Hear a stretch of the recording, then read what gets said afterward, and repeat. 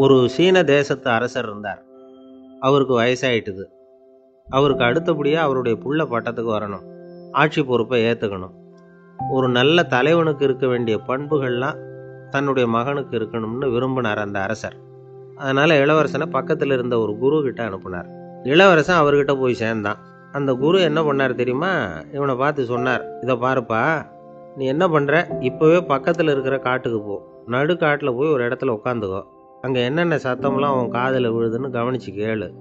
உன் காதில் விழுந்த ஓசைகள் என்னென்னங்கிறத என்கிட்ட வந்து சொல்லு, அதுதான் எனக்கு தெரியணும், உனக்கு வேலையும் அதுதான் அப்படின்னு சொல்லி அனுப்பி வச்சுட்டார். இளவரசன் காட்டுக்கு போனான். குரு சொன்னபடியே ஒரு இடத்துல உட்காந்து கவனித்து கேட்டான். அதுக்கப்புறம் குரு கிட்ட திரும்பி வந்தான். என்னென்ன சத்தம்லாம் கேட்ட அப்படின்னு கேட்டார் குரு. குருவே, காட்டில் நான் பறவைகள் சத்தம்லாம் கேட்டேன், மிருகங்களின் ஓசையையும் கேட்டேன், இதை தவிர இடி மின்னல் மழை இதுகளோட சத்தத்தையும் கேட்டேன் அப்படின்னா. குரு யோசனை பண்ணார், நீ இன்னமும் சரியாக கேட்கல, அதனால் மறுபடியும் காட்டுக்கு போ, கொஞ்ச நாள் தங்கியிருந்து கேட்டுட்டு வா அப்படின்னார். இளவரசனுக்கு ஒன்றும் புரியல. இருந்தாலும் குருவின் கட்டளையாச்சே, மறுக்க முடியுமா? உடனே அவன் மறுபடியும் காட்டுக்கு போனான். ஒரு இடத்துல உட்காந்தான். கொஞ்ச நேரம் உன்னிப்பாக கவனித்து கேட்டான். சில நாள் கழித்து குரு கிட்ட திரும்பி வந்தான். குருவே, இந்த தடவை சில துல்லியமான சத்தங்களை எல்லாம் கேட்டான். தேனீ பறக்கிற சத்தம், நீரோடையின் மெல்லிய ஓசை, இதெல்லாம் கேட்டேன்னா. குரு சிரிச்சார். நீ மறுபடியும் காட்டுக்கு போ, இன்னும் சில நாள் அங்கே இரு, முழுமையாக கவனமாக கேட்டுக்கிட்டு வா அப்படின்னு சொல்லி அனுப்பி வச்சுட்டார். இளவரசனுக்கு குழப்பம் அதிகமாயிட்டுது. ஒன்றுமே புரியல. மறுபடியும் காட்டுக்கு போனான். மௌனமாக ஒரு இடத்துல உட்காந்துட்டான். அப்படியே தியானத்தில் ஆழ்ந்துட்டான். சில நாளில் அவனுக்கு இதுவரை கேட்காத ஓசைகள்லாம் கேட்க ஆரம்பிச்சிட்டுது. இதைத்தான் நான் கேட்கணும்னு என்னுடைய குரு எதிர்பார்த்துருக்கிறாருங்கிறத புரிஞ்சுக்கிட்டான். உடனே குரு கிட்ட ஓடனான். குருவே, இந்த தடவை காதுகளுக்கு கேட்க முடியாத சில ஓசைகளை கூட என்னால் உணர முடிஞ்சுது. பூ மலருகிற ஓசை, சூரியனால் பூமி சூடாகிறப்போ எழுகிற ஓசை, காலை பனித்துளியை இந்த புல்லுலாம் குடிக்கிற ஓசை, இது எல்லாம் என்னால் நல்லா கேட்க முடிஞ்சுது அப்படின்னா. குருவுக்கு இப்போதான் திருப்தி ஏற்பட்டுதான். இளவரசனை பார்த்து சொன்னார், இதை பாருப்பா, இப்போதான் நாட்டை ஆளுகிற தகுதி உனக்கு வந்திருக்குது அப்படின்னு சொல்லி அதுக்கு விளக்கமும் கொடுத்தாராம். எந்த அரசன் தன்னுடைய மக்களின் இதயம் பேசுகிற மௌன மொழியை, மௌன வார்த்தைகளை கேட்குறானோ அவன்தான் ஆள தகுதி உள்ளவன். எந்த அரசன் தன்னுடைய மக்களின் உணர்ச்சிகளை உண்மையாக உணர்றானோ அவன்தான் முதன்மையான அரசன். போலி வார்த்தைகளை மட்டும் கேட்டுட்டு பல மௌன ராகங்களை காதில் வாங்கிக்காதவன் அரசனே இல்லை. எந்த நாட்டில் எப்போ ஒரு அரசன் தன்னுடைய மக்களின் உணர்ச்சிகளை கேட்க மறுக்கிறானோ அன்னையிலிருந்தே அந்த நாடு அழிய தொடங்குது அப்படின்னு அர்த்தம். இதுதான் அந்த குரு இளவரசனுக்கு போதிச்சது. வாயால் பேசுறத மட்டும் கேட்டு ஏமாறக்கூடாது, உணர்ச்சிகளையும் கேட்கறதுல தான் மனப்பக்குவம் உண்டாகும். மக்கள் உணர்ச்சிகளை புரிந்து கொள்ளாத அரசர்கள் நீடிச்சிருக்க முடியாது. அது மாதிரி நாடுகளில் அடிக்கடி குழப்பம் தான் உண்டாகும். அப்படி இருந்தால் அடிக்கடி ஆட்சி மாறிக்கிட்டு இருக்கும். அப்படிப்பட்ட ஒரு தேசம், அங்கே ஒரு சிறைச்சாலையில் 3 கைதிகள் பேசிக்கிட்டு இருந்தாங்க.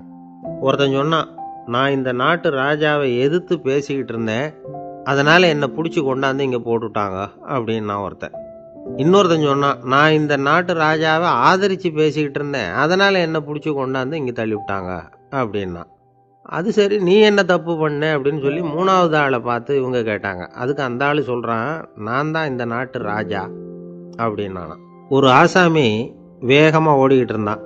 ஏன் இப்படி ஓடுறேன்னு கேட்டார் இன்னொருத்தர். அங்கே ஒரு ஆள் அடிபட்டு கிடக்கிறான், அதை பார்த்தேன், உடனே ஓடுறேன்னா. எங்கேன்னு கேட்டார். ஆஸ்பத்திரிக்குன்னா. ஒரு ஆள் அடிபட்டு கிடக்கிறத பார்த்தா உடனடியாக நாம் செய்ய வேண்டியது முதல் உதவி, அதுக்கப்புறம் தான் ஆஸ்பத்திரி. இன்றைக்கி விபத்துங்கிறது சர்வசாதாரணமாக நடந்துக்கிட்டு இருக்குது. வாகன விபத்து, வெடிகுண்டு விபத்து, தீ விபத்து, கட்டடம் சரியறது, பூகம்பம், இப்படி நிறைய நடக்குது. ஒரு விபத்தை பார்த்துட்டா நம்மளில் பல பேர் நமக்கு என்னத்துக்கு வம்புன்னு ஒதுங்கி போயிடுறதும் உண்டு. சில பேர் துணிஞ்சு கிட்ட போய் உதவி செய்கிறதும் உண்டு. அப்படி உதவி செய்ய நினைக்கிறவங்களுக்கு உபயோகப்படுற தகவல் இது. விபத்தில் காயமடைஞ்சவங்களை 3 பிரிவாக பிரிக்கலாமா. முதல் வகை கொஞ்சம் சீரியஸானது, உயிருக்கு உடனே ஆபத்து தரக்கூடியது. மூளை காயம், முகம் கழுத்து காயங்கள், இருதயம் நுரையீரல் காயங்கள், வயத்தில் உள்ளுறுப்பு காயங்கள், அதிகப்படியான இரத்தப்போக்கு, இதனால எல்லாம் பாதிக்கப்பட்டிருந்தால் அது முதல் வகை அப்படின்னு நாமளே மனசுக்குள்ளே முடிவு பண்ணிக்கணும். இவங்களுக்கெல்லாம் உடனடியாக முதல் உதவி கொடுக்கணும். தாமதப்படுத்தாமல் ஆஸ்பத்திரிக்கு கொண்டுகிட்டு போயிடணும். இப்படி கொஞ்சம் எச்சரிக்கையாக நடந்துக்கிட்டால் அவங்களில் பல பேரை காப்பாற்றி போடலாம். 2வது வகை எப்படின்னா, முதல் உதவி விரைவாக கிடைச்சா உயிர் பிழைக்கக்கூடிய மார்பு காயங்கள், கைகால் எலும்பு முறிவு, இடுப்பு முதுகெலும்பு காயம், சீரான இரத்த சேதம், இப்படிப்பட்டவங்களை ரெண்டாவது வகையாக பிரிக்கணும். ஆபத்தில்லாத சிராய்ப்புகள், சிறு காயங்கள், இரத்த உறைவுகள், இதனால் பாதிக்கப்படுறவங்க மூணாவது வகை. ஒருத்தர் தலையில் அடிபட்டு நினைவு விழுந்துட்டார்னு வச்சுங்க, அவருக்கு வாந்தி வர்றதுனால புறையேறி மூச்சு அடைப்பு உண்டாகும். இப்படி ஆகாமல் இருக்கிறதுக்காக தலையை ஒரு பக்கமாக சாய்ச்சி வைக்கலாம். நாடி துடிப்பையும் இதய துடிப்பையும் தொட்டு பார்க்கணும். அது குறைஞ்சிருந்தாலும் சரி, நின்று இருந்தாலும் சரி, அவர் மார்பை நிமிஷத்துக்கு 80 தடவை உள்ளங்கையால் அழுத்தி இதய துடிப்பை மீட்கிறதுக்கு உதவி பண்ணணும். கழுத்தில் காயம்பட்டாலும் ஆபத்து அதிகம். கழுத்துக்கு அடியில் ஒரு துண்டை மடித்து வைக்கலாம். 2 பக்கமும் சின்ன தலையணை அல்லது துணி மடிப்புகளை வச்சு கழுத்தை அதிகமாக அசையாமல் பார்த்துக்கலாம். முதுகெலும்பு முறிஞ்சிருக்குமோ அப்படிங்கிற சந்தேகம் இருந்ததுன்னா அவரை அதிகமாக அசைய விடக்கூடாது. அதிகமாக அசைஞ்சால் தண்டு இடத்துல பாதிப்பு ஏற்பட்டு கைகால் விளங்காமல் போயிடும். அவரை ஒரு கனமான போர்வை இல்லைன்னா பாயில் படுக்க வச்சு 4 பேர் மெதுவாக தூக்கி மருத்துவ உதவிக்கு அனுப்பி வைக்கலாம். கையெலும்பு முறிஞ்சிருந்தா முறிஞ்ச பாகத்தை உடம்போட சேர்த்து அசையாமல் கட்டிப்புடலாம். கால் எலும்பு முறிஞ்சிருந்தா மற்ற காலோட சேர்த்து கட்டிப்புடலாம். முறிஞ்ச பாகம் தொங்காமல் பார்த்துக்கணும். அப்போ தான் வீக்கம் உண்டாகாமல் இருக்கும். வெட்டுக்காயம், குண்டடிப்பட்ட காயம், இதிலெல்லாம் ரத்தப்போக்கு அதிகமாக இருக்கும். ரத்தம் வெளியேற ஆபத்து அதிகம். சுத்தமான துணியை பல மடிப்புகளை மடித்து காயத்தின் மேலே வச்சு அழுத்தமாக ஒரு 10 நிமிஷம் பிடிச்சிக்கணும். ரத்தம் நின்ன உடனே காயத்துக்கு கட்டு போடலாம். சில சமயம் காயம்பட்ட பாகத்தை உயரமாக தூக்கி பிடிச்சிக்கிட்டா தான் ரத்த கசிவு நிற்கும். இந்த விவரங்களையெல்லாம் கொஞ்சம் மனசில் வாங்கி வச்சுக்கிட்டோம்னா சமயத்தில் உதவும். ஏன்னா இந்த காலத்தில் விபத்து எந்த ரூபத்தில் எப்போ வரும்னு யூகிக்கவே முடியல. நண்பர் ஒருத்தர் சொன்னார், நேற்றுக்கு பாருங்கள் சார், என் கண்ணு முன்னாடியே ஒரு சின்ன விபத்து நடந்ததுன்னார். என்னன்னு விசாரித்தோம். ஒரு பஸ்ஸில் வந்துக்கிட்டு இருந்தேன். அந்த பஸ்ஸில் பின்பக்கம் படி ஓரமாக நின்றுக்கிட்டு இருந்த ஒருத்தர் ரோட்டில் விழுந்துட்டார். டிரைவர் அதை கவனிக்கலை, நிறுத்தாமல் அவர் பாட்டுக்கு போகிறாருன்னார். கண்டக்டர் உடனே விசில் கொடுத்து பஸ்ஸை நிறுத்த வேண்டியது தானே அப்படின்னோம். அதுதான் சார் முடியாமல் போச்சுன்னார் அவர். ஏன்னு கேட்டாங்க. தவறி கீழே விழுந்ததே அந்த கண்டக்டர் தான் சார் அப்படிங்கிறார். ஒரு நண்பர், அவர்கிட்ட பேசிக்கிட்டு இருந்தேன். மனித உறவுகள் பற்றி அவர் சொல்லிகிட்டு இருந்தார். அமெரிக்காவில் தந்தை மகன் உறவு எப்படி இருக்குது அப்படிங்கிறத விளக்கிறதுக்கு அவர் ஒரு கதையை சொன்னார். ஒரு அப்பா பகல் பூராவும் அலுவலகத்தில் வேலை, ஓடி ஆடி உழைச்சிக்கிட்டு களைச்சி போய் ராத்திரி 10 மணிக்கு மேலே வீடு திரும்பினான். வீட்டு வாசலில் அவரோட மகன் காத்துக்கிட்டு இருக்கிறான். இன்னமும் தூங்கலை. அப்பாவை வாசல்லையே தடுத்து நிறுத்தி, அப்பா உனக்கு சம்பளம் எவ்வளவு அப்படின்னு கேட்குறான். ஏற்கனவே ஆஃபீஸு பிரச்சனைகளால் அலுத்து போய் திரும்புகிற அப்பாவுக்கு கோவம் வந்துடுது. என்னடா இப்படிலாம் கேளுன்னு உங்கள் அம்மா உனக்கு சொல்லி கொடுத்தாளா அப்படின்னு சொல்லிவிட்டு உள்ளே போய் சட்டையை கட்டி மாட்டிவிட்டு குளிச்சுவிட்டு மறுபடியும் வெளியில் உடையை மாற்றுகிற சமயம் அப்போ மறுபடியும் மகன் உள்ளே நிற்கிறான் அவர் முன்னாடியே. அப்பா உனக்கு எவ்வளவு சம்பளங்கிறான் மறுபடியும். அப்பாவுக்கு எரிச்சல் அதிகமாகிட்டுது. மணிக்கு $20 போதுமா அப்படின்னார். அப்படின்னா எனக்கு ஒரு $10 தர முடியுமான்னா மகன். இதுக்கு தான் என் சம்பளம் எவ்வளவுன்னு கேட்டியா? 2ஆம் வகுப்பு படிக்கிற உனக்கு எதுக்குடா $10 அப்படின்னு கத்திவிட்டு தொலைக்காட்சி பெட்டியின் முன்னாடி போய் உட்காந்துக்கிட்டு ஏதோ நிகழ்ச்சியை பார்க்க ஆரம்பிச்சிட்டார். கொஞ்ச நேரம் கழித்து மறுபடியும் மகன் நிற்கிறான். அப்பா ப்ளீஸ் எனக்கு ஒரு $10 கொடுக்க முடியுமா? மகனுடைய கண்களில் கண்ணீர். என்னடா அவன் கண்ணீரை காட்டி காரியம் சாதிக்கலாம்னு பார்க்குறியா? ஒரு காசு கூட கொடுக்க மாட்டான் போ அப்படின்னு விரட்டி விட்டான். மகன் கண்ணீரை தொடச்சிக்கிட்டே கண்ணை தொடச்சிக்கிட்டு பேசாமல் போய் படுத்துக்கிட்டானா. கொஞ்ச நேரம் ஆச்சு. அப்பாவோட கோபம் கொஞ்சம் கொஞ்சமாக குறைஞ்சிது. பிள்ளைகிட்ட கோபமாக கத்துனது தப்பு தாங்கிறது புரிஞ்சுது அவனுக்கு. எழுந்திரிச்சு போனான், படுக்கை இறக்கி போனான். மகனை பார்த்தான். அவன் தலையணையை கட்டி பிடிச்சிக்கிட்டு அழுதுகிட்டு இருக்கிறான். அவனை மெல்ல நெருங்கி அவங்ககிட்ட எதமாக பேசுகிறதுக்கு ஆரம்பித்தானான். எதுக்குடா உனக்கு $10 பள்ளிக்கூடத்தில் கேட்டாங்களா அப்படின்னு கேட்டானான். மகன் சொல்லியிருக்கான், இல்லை டாடி, உனக்கு 1 மணி நேரம் சம்பளம் $20ன்னு சொன்னேன். நீ ஏற்கனவே எனக்கு கொடுத்த பாக்கெட் மணி $10 என்கிட்ட இருக்குது. இப்போ நீ இன்னொரு $10 கொடுத்தீங்கன்னா அதையும் சேர்த்து $20 ஆகிடும். அந்த $20 நான் உனக்கு கொடுத்துருவேன். அப்படி கொடுத்தா நீ என் கூட 1 மணி நேரம் செலவழிப்ப இல்லையா? அதுக்காக தான் $10 கேட்டேன் அப்படின்னு சொன்னானான். அந்த அப்பா கண்ணு கலங்கி போச்சான். ஆதரவோடு தன்னுடைய மகனை கட்டி பிடிச்சி அழ ஆரம்பிச்சிட்டாராம். இதுதான் நண்பர் சொன்ன கதை. அமெரிக்கா மட்டும் இல்லை, உலகம் பூராவும் இன்றைக்கி மனித உறவுகள் இப்படி தான் மாறிக்கிட்டு இருக்கு. பெரியவர்கள் அறிவுரை என்ன தெரியுமா? உங்கள் குழந்தைகளிடமிருந்து குழந்தை பருவத்தை பிரித்து விடாதீர்கள் அப்படிங்கிறது தான். அதாவது இன்றைய குழந்தைகள் தங்கள் பிருந்தாவனத்தை இழந்து விடுகிறார்கள் அப்படிங்கிறது அவங்களுடைய கருத்து. இந்த நிலைக்கு நாம் காரணமாக இருந்துடக்கூடாது. குழந்தைகளோட விளையாடுவோம், குடும்பத்தோடு உறவாடுவோம் அப்படிங்கிறது தான் நம்முடைய நோக்கமாக இருக்கணும். இன்றைய உறவு முறைக்கு இன்னொரு உதாரணம் சொல்லுவாங்க. ஒருத்தர் வந்தாராம், அவர் பக்கத்தில் ஒரு சின்ன பையன். நாம் அவரை விசாரிக்கிறோம், யார் இந்த பையன் அப்படின்னா அவர் சொல்கிறார், இவன் எனக்கு தூரத்து உறவு அப்படின்னாராம். இந்த தூரத்து உறவுன்னா எப்படின்னு இருக்கான். இதுக்கு அவன் சொல்லியிருக்கிறான், இவன் எங்கள் அப்பாவுக்கு 8வது புள்ள அப்படின்னானான். ஒரு ஊரில் ஒரு பெரிய ஞானி இருந்தார். அவர் படுக்கையில் இருந்தார். இன்னும் கொஞ்ச நேரம்தான் அவர் இந்த உலகத்தில் இருக்க போகிறார். அவரை சுற்றி ஏகப்பட்ட கூட்டம். ஏற்கனவே அவருடைய உபதேசங்களை கேட்டவங்க பல பேர் வந்து அவரை சுற்றி நிற்கிறாங்க. அந்த ஞானி மெதுவாக கண்ணை திறந்து பார்க்குறார். எல்லாரும் அவருடைய கடைசி வார்த்தையை கேட்கறதுக்காக அவளோட காத்துக்கிட்டு இருக்கிறாங்க. அந்த ஞானி மெதுவாக பேச ஆரம்பித்தார். நான் என்னுடைய வாழ்நாள் பூராவும் உங்களுக்கு நிறைய போதனைகள் சொல்லிக்கிட்டு இருக்கிறேன். பேரானந்தம், மகிழ்ச்சி, தியானத்தன்மை இதை பற்றியெல்லாம் சொல்லியிருக்கிறேன். இப்போ நான் வேற ஒரு கரைக்கு போய்கிட்டு இருக்கிறேன். நான் இனிமேல் இந்த கரையில் இருக்க மாட்டேன்.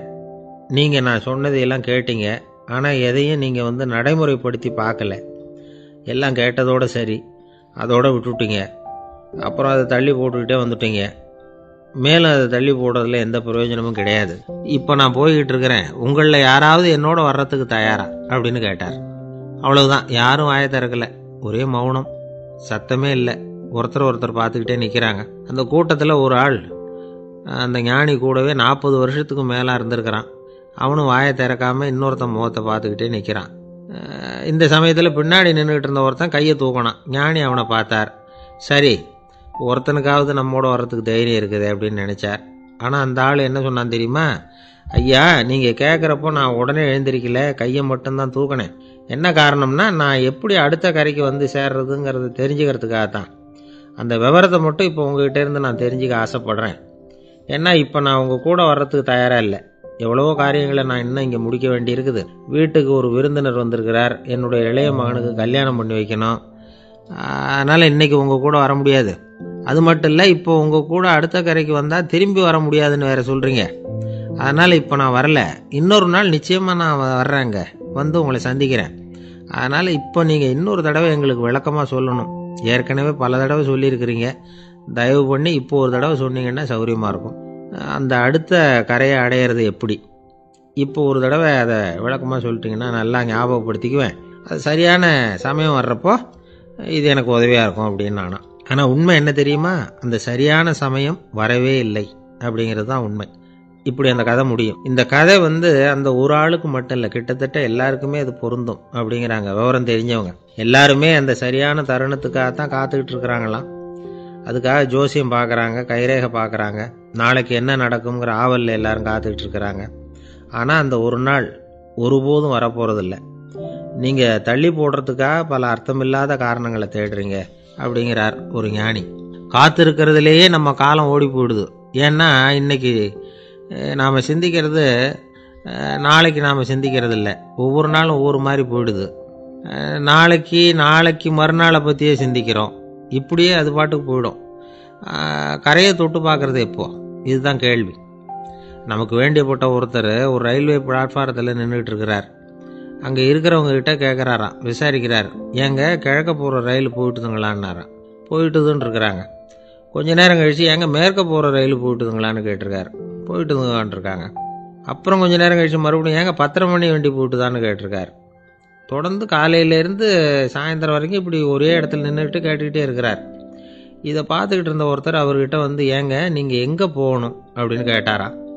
இவர் மெதுவாக சொன்னாராம், இந்த ரயில்வே லைனை தாண்டி அந்த பக்கம் போகணும் அப்படின்னாராம். நம்பிக்கை இல்லைன்னா இந்த உலகத்தில் நாம் வந்து நடமாடவே முடியாது. அவநம்பிக்கையோடு இருந்துக்கிட்டு இருந்தால் என்றைக்கும் அவஸ்தை தான். நாம் நம்புறது நடக்குதோ இல்லையோ அது வேற விஷயம். ஆனால் எதையும் நம்பி தான் நாம் அடி வைக்க வேண்டியிருக்கு. வேற ஒன்றும் வேணாம். ஒரு லாட்ரி சீட்டு வாங்குகிறோம். அது எங்கே நமக்கு விழப்போகுது அப்படிங்கிற அவநம்பிக்கையோடவா வாங்குகிறோம்? பரிசு நமக்கு தான் அப்படிங்கிற நம்பிக்கை உள்ளூர இருக்கிறதுனால தான் அதை வாங்குகிறோம். இருந்தாலும் முடிவு வேறு மாதிரி ஆகிடுது. அதுக்காக மனசு சோர்ந்து போகிறதில்ல. அடுத்த மாதமும் சீட்டு வாங்குகிறோம். இந்த நம்பிக்கை தான் மனித வாழ்க்கைக்கு ஆதாரம். ஒரு கடையில் போய் டீ சாப்பிட்றீங்க, அந்த டீ நல்ல டீ தானா, அதில் விஷம் கலந்துருக்குமா அப்படிங்கிற சந்தேகம் வந்துட்டுதுன்னு வச்சுங்க. அதுக்கப்புறம் அதை எப்படி நீங்கள் சாப்பிட முடியும்? நம்பி தான் சாப்பிட்ணும். ரயில் ஒழுங்காக போய் சேருங்கிற நம்பிக்கை இருக்கிறதுனால தான் அதில் ஏறி உட்காடுறோம். லெட்டர் ஒழுங்காக போய் சேருங்கிற நம்பிக்கை இருக்கிறதுனால தான் பெட்டியில் போடுறோம். சரி, நம்ம கதையெல்லாம் நம்மளோட இருக்கட்டும். மனித நம்பிக்கை எந்த அளவுக்கு உறுதியாகவும் அறிவுபூர்வமாகவும் இருக்கணுங்கிறதுக்கு அலெக்சாண்டர் வாழ்க்கையில் நடந்த ஒரு சம்பவத்தை உதாரணமாக சொல்லலாம். இந்த உலகத்தையே ஜெயிக்கணும்னு புறப்பட்டார் அலெக்சாண்டர். ஒரு கட்டத்தில் அவர் சிட்னஸ் நதி கரைக்கு சேர்ந்தார். அந்த சமயத்தில் அவருக்கு கடுமையான நோய் வந்துட்டுது. அவர் கூடவே வந்திருந்த கிரேக்க வைத்தியர்கள் என்னென்னமோ முயற்சியெல்லாம் பண்ணி பார்த்தாங்க. இருந்தாலும் அலெக்சாண்டருக்கு வந்திருக்கிறது என்ன நோய்ங்கிறத அவங்களால கண்டுபிடிக்க முடியல. ஏன்னா அந்த பகுதியில் உள்ளவங்களுக்கு மட்டுமே அதிகமாக வரக்கூடிய ஒரு வினோதமான நோயாக இருந்தது அது. ஆனால் அவர் இருக்கிற இடம் எதிரியோட இடம், பாரசீக மன்னனோட ஆளுகைக்கு உட்பட்ட இடம். என்ன பண்ணுறது அப்படின்னு எல்லாரும் யோசனை பண்ணாங்க. பாரசீக மன்னனோட அரண்மனையில் இருக்கிற வைத்தியர் வந்தால் இந்த நோயை குணப்படுத்தி விடுவார் அப்படின்னு சொன்னாங்க. இருந்தாலும் எதிரியோட நாட்டில் இருக்கிற வைத்தியரை கூப்பிட்டு எப்படி நம்பி வைத்தியம் பார்க்க சொல்கிறது அப்படின்னு சொல்லி எல்லோரும் தயங்கினாங்க. ஆனால் அலெக்சாண்டர் தயங்கலை. பரவாயில்ல, அழைச்சிட்டு வாங்கன்னு விட்டார். உடனே அவரை போய் அழைச்சிட்டு வந்துட்டாங்க. அவர் வந்தார். அலெக்சாண்டர் உடம்பை பரிசோதனை பண்ணி பார்த்தார். சரி, இதை குணப்படுத்தி விடலாம், பயப்பட வேண்டியதில்லை. ஆனால் இதுக்கு ஒரு மூலிகை ரசம் தயார் பண்ணி கொடுக்கணும். நான் போய் அதை தயார் பண்ணிவிட்டு 2 நாளில் திரும்பி வந்துடுறேன் அப்படின்னு சொல்லிவிட்டு போனார் அந்த வைத்தியர். அதே மாதிரி 2 நாளில் திரும்பி வந்தார் மூலிகை ரசத்தோட. இதுக்கு இடையில் அலெக்சாண்டரோட தளபதிகளில் ஒருத்தர் ரகசியமாக ஒரு எச்சரிக்கை கடிதம் கொடுத்து அனுப்பியிருக்கிறான். அதை வாங்கி என்ன விஷயம்னு பார்த்தார். இப்போ உங்ககிட்ட வந்திருக்கிற எதிரி நாட்டு வைத்தியரை நம்பாதீங்க, அவன் கொண்டுகிட்டு வந்திருக்கிற மூலிகை ரசத்தில் விஷம் கலந்துருக்குது அப்படின்னு அதில் எழுதியிருக்கு. அதை பார்த்தார் அலெக்சாண்டர். இருந்தாலும் கொஞ்சம் கூட அலட்டிக்கல. வைத்தியர் கொடுத்த மருந்தை வாங்கி கடகடன்னு குடிச்சுட்டு அதுக்கப்புறம் அந்த கடிதத்தில் இருந்த விஷயத்தை அந்த வைத்தியர்கிட்ட சொன்னார். வைத்தியர் திகைச்சு போயிட்டார். தன் மேலே அலெக்சாண்டர் வச்சிருக்கிற நம்பிக்கையை பார்த்து அவருக்கு ரொம்ப வியப்பு. வைத்தியர் உண்மையிலேயே நல்ல மருந்து தான் கொண்டுகிட்டு கொடுத்துருக்கிறார், அதில் விஷம்லாம் எதுவும் கலக்கலை. அதுக்கப்புறம் அலெக்சாண்டர் இந்த வைத்தியரை பார்த்து சொன்னாராம், நம்பிக்கைங்கிற அச்சாணியை ஆதாரமாக வச்சுக்கிட்டு தான் இந்த உலகம் சுற்றிக்கிட்டு இருக்குது. எனக்கு எதிரியாக இருந்தாலும் பாரசீக மன்னர் ரொம்ப பெரியவர். அப்பேற்பட்ட மன்னருடைய அரண்மனை வைத்தியர் தொழில் நேர்மை இல்லாதவராக இருக்க மாட்டார். அப்படி இருந்தால் அவரை அரண்மனை வைத்தியராக வச்சிருக்கவே மாட்டாங்க அப்படின்னு நம்பினேன். என்னுடைய நம்பிக்கை வீண் போகலை அப்படின்னாராம். இதுதான் மானுட நம்பிக்கைங்கிறது. இந்த காலத்துலேயும் இது மாதிரி இந்த மானுட நம்பிக்கையை ரொம்பவும் சாமர்த்தியமாக கையாளுகிற கெட்டிக்காரங்க சில பேர் இருக்கிறாங்க. இந்த காலத்து குரு, அவருக்கு ஒரு சிஷ்யன். குரு முன்னாடி அந்த சிஷ்யன் ரொம்ப பணிவாக நின்று, குருவே, உங்கள் கையால் விஷத்தை கொடுத்தாலும் அதை வாங்கி மடமடன்னு குடிச்சிருவேன் அப்படின்னா. உன்னுடைய குரு பக்தியை மெச்சினேன் அப்படின்னார் குரு. அதுக்கு அந்த சிஷ்யன், அப்படி இல்லை குருவே, உங்ககிட்ட சிஷ்யனாக இருக்கிறத விட உங்கள் கையால் விஷத்தை வாங்கி குடிச்சு விடுறது ரொம்ப நல்லது, அதனால தான் அப்படி சொன்னேன் அப்படின்னா.